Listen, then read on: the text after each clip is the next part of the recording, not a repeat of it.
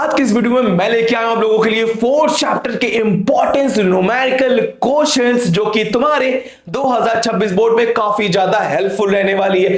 तुमको ऐसा फील हो रहा होगा कि भैया आज जो क्वेश्चंस करवाने वाले हैं ये कोई भी अरे गहरे बुक्स उठाकर क्वेश्चंस करवा देंगे ना बेटा, ऐसा सोचना भी मत, क्योंकि आज जो मैं क्वेश्चंस लेके आया हूं तुम लोगों के लिए ये क्वेश्चंस हमारे कॉम्पिटेंसी बेस्ड क्वेश्चंस, हमारे पीवाईक्यूज के क्वेश्चन, हमारे सैंपल बेस्ड क्वेश्चंस जो कि तुम्हारे लिए काफी ज्यादा रामबाण होने वाली है। तो शुरुआत करते हैं हमारे पहले क्वेश्चन से। तो शुरू करने से पहले एक बात बताओ, न्यूमेरिकल्स करने का तरीका तुम्हें पता है? अगर नहीं पता तो मैं बताना चाहता हूं, सिर्फ 1 मिनट लगेगा। देखो, न्यूमेरिकल सॉल्व करने का हमारा जो तरीका होता है, सबसे पहले हमको पता होना चाहिए कि क्वेश्चन में क्या क्या चीजें दी गई है, गिवन। सेकंड, हमें निकालना क्या है, फाइंड क्या करना है बेटा, ठीक। और नाउ थर्ड हमें एक रफ डायग्राम, जब भी तुम न्यूमेरिकल को ये 2 चीज पता कर लोगे ना, उसके बाद तुम्हें एक रफ डायग्राम बनाना रहेगा, एक रफ डायग्राम बनाना रहेगा। नाउ फोर्थ, तुम्हें पता होना चाहिए तुम्हारा फॉर्मूला क्या है हमारा। जब तुम्हें फॉर्मूला या प्रिंसिपल पता होगा ना, तुम आराम से सॉल्व कर लोगे, क्योंकि तुम्हारी अदर चीजें क्लियर हो चुकी रहेंगी। प्रिंसिपल। नाउ फोर्थ, जो फिफ्थ में हमको पता होना चाहिए हमारा कैलकुलेशन कैसे होने वाला है। तो कैलकुलेशन की बात करते हैं हम। तो कैलकुलेशन तो सभी बच्चे कर ही लेंगे जब कोई इतना चीजें पता हो जाएगा। नाउ लास्ट, जो कि सबसे ज्यादा इंपॉर्टेंट रहने वाला, क्योंकि जब मैं ऑफलाइन पढ़ाता था ना, तो अक्सर बच्चे ये गलती करते थे यूनिट्स की। हर बार बच्चा यही गलती करता था, भैया यूनिट वो लगाना ही भूल जाता था। इसको इंपॉर्टेंट कर लो। हाँ, जो बच्चे कर रहे हैं उनकी मैंने बात कर रहा हूं, उनके लिए शाबाशी। ये उनके लिए जो अभी सॉल्व नहीं कर रहे, जो समझ रहे हैं, ये यूनिट बहुत जरूरी है तुम्हारे न्यूमेरिकल्स के लिए। अक्सर बच्चे गलती करते हैं। अब बात करते हैं कि हमारा ये क्वेश्चन हमसे क्या कह रहा है। यहां पर एक भाई साहब है जिनका एक नाम है आकाश एक यूनिफॉर्म मीटर स्केल लेते हैं। अब यूनिफॉर्म मीटर स्केल क्या होता है भैया? यूनिफॉर्म मीटर स्केल मतलब क्या होता है? एक ऐसी स्केल की लेंथ का वेट मतलब कि इक्वली डिस्ट्रीब्यूट होता है, एक ऐसी स्केल जिसका लेंथ का टोटल वेट इक्वली डिस्ट्रीब्यूट होता है उसके हर एक पार्ट पर उसका जो खुद का वेट होता है वो उसके मिड पॉइंट पर लाई करता है। डीआरएस नहीं ले रहा हूं, उसके मिड पॉइंट लाई करता है। फॉर एग्जांपल, ये हमारी एक यूनिफॉर्म मीटर स्केल है जो कि एक 100 सेंटीमीटर पर है, और ये इसका जो टोटल वेट होगा ये सिर्फ इसके मिड पॉइंट पर लाई करेगा। समझ में आया यूनिफॉर्म मतलब क्या होता है हमारा? अब बात करते हैं उसके बाद क्या करता है हमारा, एक वेट लेता है 2 न्यूटन का, वो एक एक्स एंड पर टांग देता है। ठीक है भैया, इतना समझ में आ गया। 2 न्यूटन का वेट वो टांग देता है एक एंड पर, जो कि नाम रहता है उसका क्या, एक्स। और एक दूसरा वेट लेता है जो कि होता है 5 न्यूटन का, वो वाई पर टांग देता है। अब यहां पर हो क्या रहा है, जब हमारा 2 न्यूटन का फोर्स, 5 न्यूटन का फोर्स, अब दोनों साइड हमारे नीचे डाउनवर्ड वो क्या लगाएंगे, फोर्स लगाएंगे। अब ये क्या करता है, इस यूनिफॉर्म स्केल को हॉरिजॉन्टली बैलेंस करता है एक नाइफ के एज पर, जो कि एक्स से 70 सेंटीमीटर दूर पर रहती है। कितना दूर रहती है हमारी? 70 सेंटीमीटर दूर पर रहती है हमारी ये फलक्रम, जिसको हम फलक्रम मान लेते हैं। ये क्या है हमारा बाबू? फलक्रम है हमारा, ठीक। अब ये जो डिस्टेंस हमारा कितना है, 70 सेंटीमीटर। अब हमसे फाइंड क्या कर रहा है, हमें फाइंड करना है कि वेट ऑफ द रूलर, हमारे स्केल का वेट क्या है हमारा, जो कि इसके मिड पॉइंट पे लाई करेगा, जो भी अभी मैंने बताया तुम्हें। कहां पर होगा इसके? 50 सेंटीमीटर पे होगा। इसका वेट हमें नहीं पता है, इसी वेट को हमको फाइंड करना है। देखो, मैंने बताया गिवन क्या क्या चीजें था वो हमें पता चल गया, हमारा फाइंड क्या करना है हमें वो भी पता चल गया। अब हमारा क्या होगा, डायग्राम वो भी बन चुका। नेक्स्ट स्टेप, फॉर्मूला या प्रिंसिपल। अब कौन सा प्रिंसिपल लगने वाला है? जब भी स्केल हमारी बैलेंस होती है तो वहां पर एक प्रिंसिपल आता है, उस प्रिंसिपल का नाम क्या होता है, प्रिंसिपल ऑफ मोमेंट। तो प्रिंसिपल ऑफ मोमेंट के हिसाब से वो कहता है कि हमारा clockwise moment equal to anticlockwise moment. तो यहां पर हम देखते हैं कि क्लॉकवाइज मोमेंट क्या हो रहा है और एंटी क्लॉकवाइज मोमेंट क्या हो रहा है। तो यहां पर हम क्या करते हैं, एंटी क्लॉकवाइज मोमेंट हो रहा है कि क्लॉकवाइज मोमेंट हो रहा है? ये हो रहा है हमारा एंटी क्लॉकवाइज मोमेंट, ठीक। ये हो रहा है हमारा बाबू क्लॉकवाइज मोमेंट हो रहा है। तो अब गिवन करते हैं, मैं इसको इरेज करने जा रहा हूं कि यहां पे सॉल्व कर दो। जगह तो बच्चा बिल्कुल भी नहीं बची है। देखो, जगह कम पड़ने की वजह से हमको उसको इरेज करना पड़ा। तो हम बात कर रहे थे प्रिंसिपल ऑफ मोमेंट की। तो प्रिंसिपल ऑफ मोमेंट हमसे क्या कहते थे भाई साहब, ये कहते थे क्लॉकवाइज मोमेंट हमारा एंटी क्लॉकवाइज मोमेंट के बराबर रहेगा, तभी तो बॉडी हमारी इक्विलिब्रियम में कहलाएगी। तो हम एक रफ डायग्राम बना लेते हैं जिससे हम हर चीजों को आसानी से आइडेंटिफाई कर लेंगे। तो यहाँ पर x था, तो यहाँ पर जो हमारा वेट था वो 2 न्यूटन का था। अब यहाँ पर एक y एंड था जिसमें यहाँ पर हमारा वेट लगा था 5 न्यूटन। हमारा जो फलक्रम था जो कि नाइफ एज का था वो था हमारा 70 सेंटीमीटर। फलक्रम मतलब कि y एक्स एंड से हमारा जो फलक्रम की दूरी थी वो 70 सेंटीमीटर की थी। अब हमारा ये स्केल का जो टोटल वेट लाई करेगा कितने पे करेगा हमारा 50 सेंटीमीटर पे। हाँ भैया ये तो पता हमें, और इसका वेट हमें नहीं पता था, इसी वेट को हमको फाइंड करना था। तो फलक्रम से हमारा y एंड की जो दूरी है वो कितना है हमारा 30 सेंटीमीटर पे। हाँ भैया बिल्कुल सही कह रहे हैं। अब हम सारी चीजों को इसमें रखते हैं। तो क्लॉकवाइज मूवमेंट हमारा कौन सा कर रहा था, ये कर रहा था, और वही एंटी क्लॉकवाइज कौन कर रहा था हमारा, ये 2 न्यूटन का कर रहा था। तो क्लॉकवाइज मूवमेंट में हम रखते हैं 5 मल्टीप्लाई बाई ये वेट है हमारा और दूरी है फलक्रम से 30।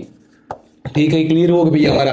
तो एंटी क्लॉकवाइज मूवमेंट में हमारा था 2 न्यूटन मल्टीप्लाई बाय जो दूरी थी फलक्रम से वो कितना था हमारा 70 था, प्लस वेट भी तो रखेंगे हम लोग, वेट हमें नहीं पता था, और दूरी कितनी थी हमारी इस वेट की फलक्रम से भैया 20 सेंटीमीटर।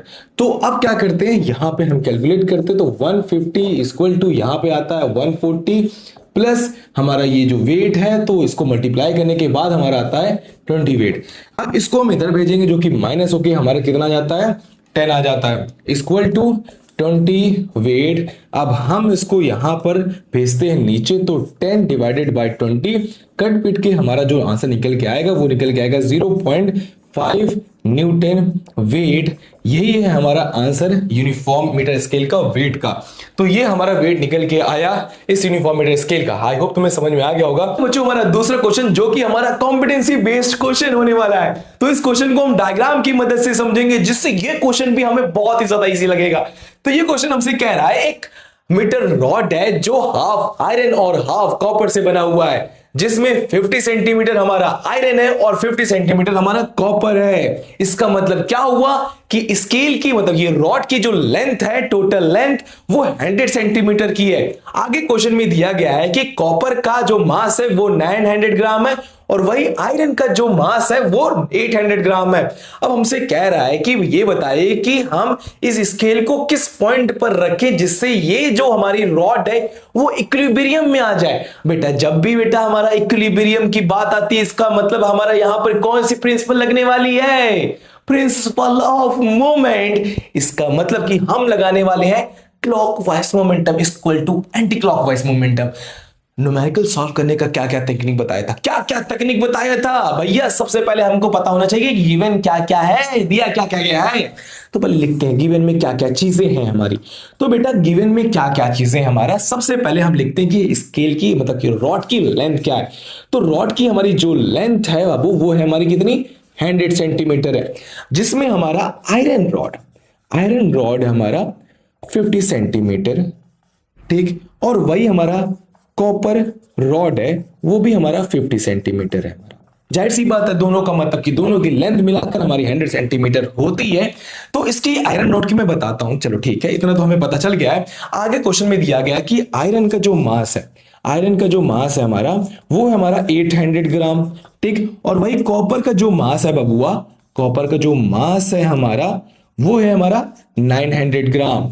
अब बात करते हैं कि हमारा इक्विलिब्रियम से डिस्टेंस की। देखो इक्विलिब्रियम की हमको पोजीशन पता करना है, तो पहले हम डायग्राम बना लेते हैं। हमने गिवन में कई चीजें लिख ली, अभी लिखना बाकी है कुछ बेटा।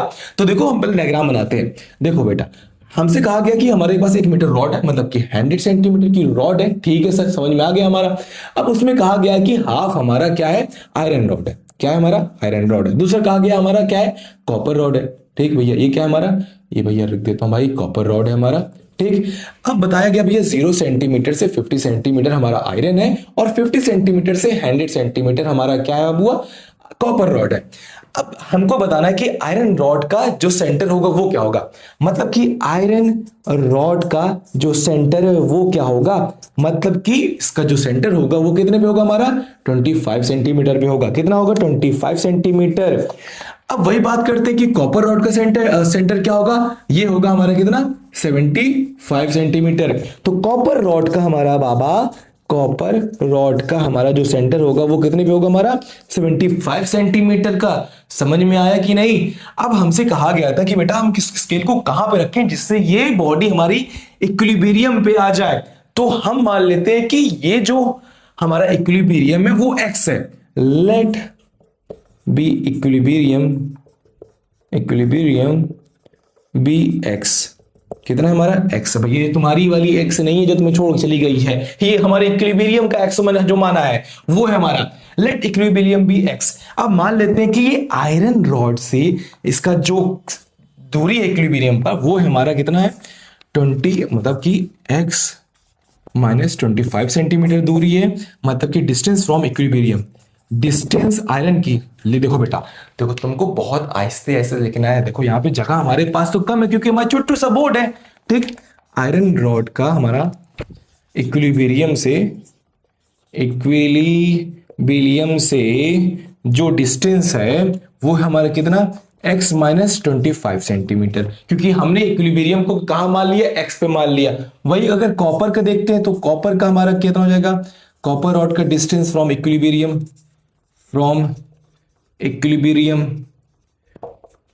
भैया पूरा लिखना पड़ेगा, वो कितना हो जाएगा हमारा 75 -x। अब हमें लगाना है क्या, हमने क्या चीजें कर लिया, हमने कर लिया गिवन क्या क्या है, हमें ये पता चल गया। हमें देखो गिवन हमें पता चल गया, टिक मारो। फाइंड क्या करना है पता चल गया भैया, हमें फाइंड क्या करना है, इस इक्विलिब्रियम की पोजीशन को हमको फाइंड करना है। अब सेकंड क्या है, डायग्राम हमने बनाया कि नहीं, या बच्चों कहा तुमको दिख रहा है, डायग्राम तो हमने बना लिया है। थर्ड फॉर्मूला क्या लगने वाला है, फॉर्मूला क्या लगेगा ये पता करना है। फॉर्मूला मतलब कि फॉर्मूला या प्रिंसिपल, भैया हमारे स्कूल का प्रिंसिपल तो जालिम था साला। चलो प्रिंसिपल, ठीक। उसके बाद हमको क्या करना होता है, कैलकुलेशन, ठीक। तुमको बाबू ये रिपीट इसलिए करवा रहा हूं बेटा, इसको दिमाग के अंदर बैठा लो। न्यूमेरिकल सॉल्व करने का सबसे इजी वे यही है, 5 रूल, मतलब 6 रूल हमारा। अरे भैया 4 5 और 6 रूल यूनिट, जो अक्सर बच्चे गलती करते हैं। सॉरी तबीयत थोड़ी खराब है हमारी ना, तो इसको नोट करो जल्दी से, इतना नोट करो पहले, इतना नोट करो, मैं रुका हूं, नोट करो जल्दी से, नोट करो पहले, अच्छे से नोट करो, मैं रुका हूं, रुको, नोट करो अच्छे से, करो भाई पहले नोट करो इसको, चलो जल्दी से नोट करो। चलो नोट कर लिया होगा, चलो नोट कर लिया होगा, पॉज करके अब मैं इसको रेस करता हूं, ठीक। चलो कहां था, मैं इसको रेस करता हूं, पहले यहां से रेस करता हूं। नोट कर ही लिया होगा बच्चा, गिवन में मैंने हर चीज लिखी है, तो चलो बच्चा इसको मिटाता हूं मैं।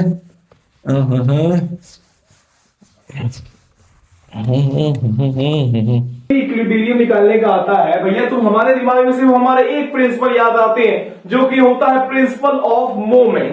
तो बेटा प्रिंसिपल ऑफ, चलो भैया लिख देते हैं पहले, प्रिंसिपल ऑफ मोमेंट निकालने का फॉर्मूला क्या होता है भैया, clockwise moment equal to anticlockwise moment. अब हम एक रफ डायग्राम बनाते हैं जहां से हर चीजों को मैं इजीली वे में लिख सकूं। तो यहां पर हमको पता है कि भैया आयरन रॉड कितने था, आयरन रॉड हमारा था 100 सेंटीमीटर का, जिसमें हमारा 50 सेंटीमीटर आयरन रॉड था, ठीक है भैया, और वही 50 सेंटीमीटर हमारा क्या था, कॉपर रॉड था कि नहीं, जाहिर सी बात है। और इक्विलिब्रियम का पॉइंट का डिस्टेंस हमें नहीं पता था, जिसको हम मान लेते थे x। अब आयरन रॉड से इक्विलिब्रियम के पॉइंट का डिस्टेंस कितना था, 25 x था, और वही कॉपर रॉड से इक्विलिब्रियम के पॉइंट का डिस्टेंस कितना था, 75 x। ये अपने दिमाग के अंदर बैठा लियो, ऐसे करा जाता है क्वेश्चन को। तो देखो अब हम क्लॉकवाइज मूवमेंट में देखते हैं। तो क्लॉकवाइज मूवमेंट में हमारा जो मास गिवन था वो कितना था, 800 ग्राम, जो कि आयरन रॉड का था, मल्टीप्लाई बाई वहां पे जो डिस्टेंस था वो 25 x था, equal to anticlockwise movement पे हमारा जो कॉपर रॉड का हमारा जो मास था वो कितना था हमारा 900 ग्राम। ग्राम क्यों लिखूं, पहले यहां पे डिस्टेंस लिख लेते हैं। तो ग्राम हमारा जो डिस्टेंस था वो कितना था, 75 x। अब हम कैलकुलेट करते हैं, अब हम इसको मल्टीप्लाई करते हैं जो इस डिब्बे के अंदर बैठा है। तो यहां मल्टीप्लाई करने के बाद हमारा निकल के आया 20,000। बेटा ये मत सोचना कि भैया सर का कैलकुलेशन बहुत तेज है, इस क्वेश्चन को मैं इतनी बार करवा चुका हूं बच्चों को कि ये क्वेश्चन हमें आंसर्स का रट चुका है तरीके से। तो यहां पे जो आया हमारे पास 20,000 आया, माइनस कुछ बच्चे यही डिप्रेस हो जाते हैं, सबकी रफ्तार बहुत तेज है। नहीं बेटा ऐसा कुछ नहीं है, ठीक बेटा, करते करते आ जाता है ये सब। अब इसको हम इससे मल्टीप्लाई करेंगे तो कितना आएगा, 67,500 ये निकल के आया। अब यहां पे हमारे लिए कितना आएगा हमारा 900x। चलो भैया तुम्हारी अगली x तो आ गई यहां पर। तो अब बात करते हैं, अब इसको हम यहां भेजते हैं जो प्लस में हो जाएगा हमारा। तो 800x प्लस 900x जो कि हमारा कितना हो जाता है 1700x। चलो ठीक है, तो यहां पर हम इसको कैलकुलेट करते हैं। अब हम इसको भी भेजेंगे 20,000 को इधर। तो जब हम इसको इधर भेजते हैं बच्चा, देखते जाओ, जैसे कर रहा हूं एग्जैक्टली वैसे करना है एग्जाम के लिए बच्चा। तो यहां पर हम करते हैं तो हमारा कितना निकल के आता है, ये निकल के आया 87,500। अब हम भैया क्या करते हैं, इस 1700 को हम नीचे भेजते हैं, जो कि हम यहां करेंगे, x को वहीं छोड़ देंगे। हम हर बार करते हैं x को वहीं छोड़ देते हैं। चलो ठीक है, अब 87,500 भैया तो प्लेटफॉर्म का, भैया मैं तो एंग्री कर रहा हूं। चलो ये हुआ यहां पर 0 कटा। अब जो डिस्टेंस निकल के आई इक्विलिब्रियम पॉइंट का, वो कितना निकल के आया, वो निकल के आएगा हमारा 51.47 समथिंग। ये अप्रॉक्स कुछ होगा, देख लेना इसको कैलकुलेट करने के बाद इतना आ रहा है। तो ये था हमारे इक्विलिब्रियम पॉइंट का डिस्टेंस जो एक्स रॉड से था। चलो लिखते, कितना था निकल गया भैया हमारा इक्विलिब्रियम पॉइंट का डिस्टेंस 51.47 जो कि आयरन रॉड से था। चलो ठीक था, ये समझ में आया किस तरीके से हमारे क्वेश्चन सॉल्व किया। वाकई में क्वेश्चन था आसान, पर थोड़ा सा टाइम लग सकता है, क्योंकि जितना तुम प्रैक्टिस करोगे उतना तुम्हें ये आसान लगने वाला है। तो जब जितना करवा रहे हो उतना करो बेटा, सिर्फ उतना ही करो। चलो ठीक था, बात करते हैं सेकंड। बच्चों हमारा तीसरा क्वेश्चन, और ये क्वेश्चन देख के तुम्हें लग रहा होगा कि भैया इस बार क्वेश्चन हमारा कुछ अलग पूछ लिया। हाँ बेटा, इस बार क्वेश्चन अलग पूछा, क्योंकि इस बार जो हमारा क्वेश्चन है एक नॉन यूनिफॉर्म बीम का है, और इस नॉन यूनिफॉर्म बीम का जो वेट है वो 120 न्यूटन का है। और ये नॉन यूनिफॉर्म बीम एक पाइवेटेड एंड पर यहां पर लगाया गया है, जिसके कारण ये जो बीम है ये हमारी रोटेट कर सकती है। और इस बीम का जो सेंटर ऑफ ग्रेविटी है पाइवेटेड से 0.20 मीटर पर है, और यहां पर बी पाइवेटेड से राइट हैंड साइड एक फोर्स लग रही है F, जिसकी वैल्यू हमें नहीं पता है, जो कि हमारा 0.80 मीटर है।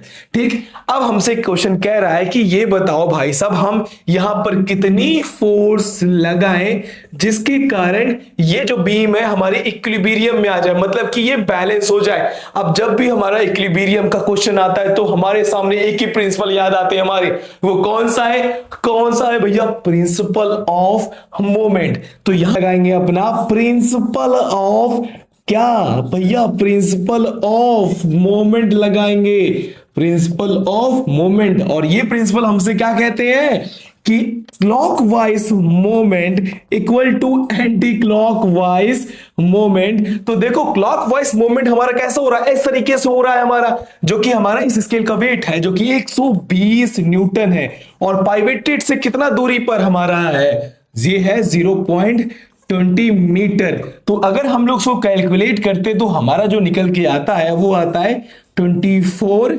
Newton metre. इसको कर सकते हैं आप लोग। अब एंटी क्लॉकवाइज मोमेंट देखते हैं, तो एंटी क्लॉकवाइज मोमेंट पे क्या हमें फोर्स पता था, नहीं पता था। तो फोर्स को जगह पे हम लिख देते हैं F मल्टीप्लाई बाई, अब देखते हैं कि यहां पर हमारा जो डिस्टेंस है वो कितना है, ये डिस्टेंस हमारा कितना है 0.80 मीटर। तो यहां पर अब क्या करते हैं हम लोग, अब इसको हम लोग आगे पीछे भेजते हैं, मतलब यहां पे भी वही आ जाएगा ना 0.80 मीटर। अब हम लोग क्या करते हैं, इस 0. F को यही छोड़ देते हैं हम लोग। हाँ देखो, F को हम यही छोड़ देते हैं, 0.80 मीटर नीचे आ जाएगा हमारा, तो 0.80 मीटर नीचे आ जाएगा, 24 ऊपर ही है हमारा। अब पॉइंट को हटाएंगे तो 2 0 हमारा लगेगा। अब ये 0 से कैंसिल हो जाएगा, कटेगा तो कितना आया हमारा 30। मतलब कि यहां पर जो फोर्स लग रहा है वो कितना फोर्स लग रहा है, 30 न्यूटन का हमारा फोर्स लग रहा है। यूनिट, गलती मत करना, हमने क्या क्या रूल बताया था, पहले बताया कि इस क्वेश्चन पे गिवन क्या क्या चीजें हैं, वो हमें पता चल गया। फाइंड क्या करना है, हमें फाइंड करना है कि उस पे फोर्स कितनी लग रही है, जिसके कारण हमारी ये जो बीम है वो इक्विलिब्रियम में आ जाए, ये पता चल गया। उसके बाद हमारा डायग्राम तो ऑलरेडी बना हुआ था ना, तो उसके बाद हमने कैलकुलेट फॉर्मूला लगाया, फॉर्मूला लगाने के बाद क्या था, कैलकुलेशन वो भी कर लिया, फिर हमने लास्ट में यूनिट लगा ली। तो ये था हमारा क्वेश्चन का आंसर। आई होप तुम्हें समझ में आ गया होगा। तो आज के लिए हम इतना ही रखते हैं। अगर इस टाइप के क्वेश्चंस तुम्हें और चाहिए तो थोड़ा सा तुम्हें एक काम करना होगा, क्योंकि मुझे भी पता चलना चाहिए कि तुम्हें इस टाइप के क्वेश्चंस में बहुत ज्यादा इंटरेस्ट लग रहा है, तुम्हें और करने में मजा आ रहा है, तो इसका मैं सेकंड पार्ट जरूर बनाऊंगा। तो चैनल को सब्सक्राइब करना मत भूलना, और मिलते हैं अगले वीडियो में अगले कॉन्सेप्ट के साथ। तो कमेंट बॉक्स में करना कि भैया आई वांट, तो मैं समझ जाऊंगा कि तुम्हें इसके सेकंड पार्ट की भी जरूरत है, तो मैं जरूर बनाऊंगा। मिलते हैं अगली वीडियो में। Don't forget to subscribe.